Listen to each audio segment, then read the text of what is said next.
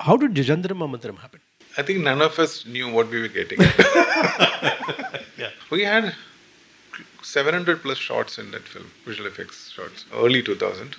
For example, when we started the film, 20 GB is the largest hard drive would be. I think towards the end we got 40 GB came into the market, and we couldn't afford a backup copy. We were shooting on the film, then we had a film scanner. We used to scan that one and then store it on a hard drive, composite it, put it back onto another hard drive. We had a recorder, film recorder, record it, lab. So once you shoot after a month, you will get to see what you shot. Maybe a little later, we edit it and then those shots are worked on.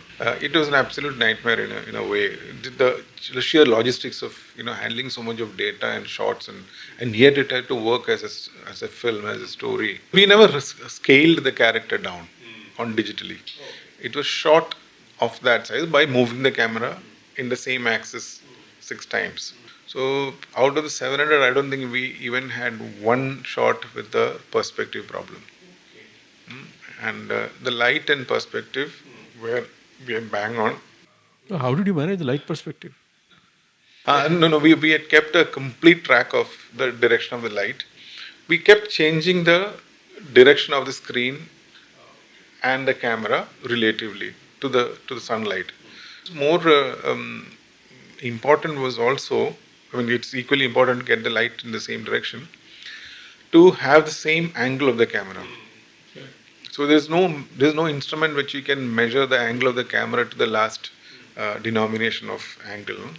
So I saw one of the masons using a water pipe to level it. Based on that one, using a water pipe, we built a system by which you could always point the camera in the same direction and farther the subject, accurate the angle was. As a project, it was successful.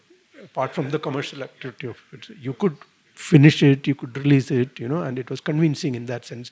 But nobody ever dared to do another one. But again, I think the whole visual effects industry took a different turn, I believe. At a later point in time, I think most of the visual effects was looked at as Hollywood visual effects. Visual effects means that. Flying saucers and, outer space and things like that. So, for some good reason, there was no other film which came, say that this is something what we want to tell a story as it is, and can we do it or not? Even today, I would say VFX is being used as a correction tool, not as a creative tool at all.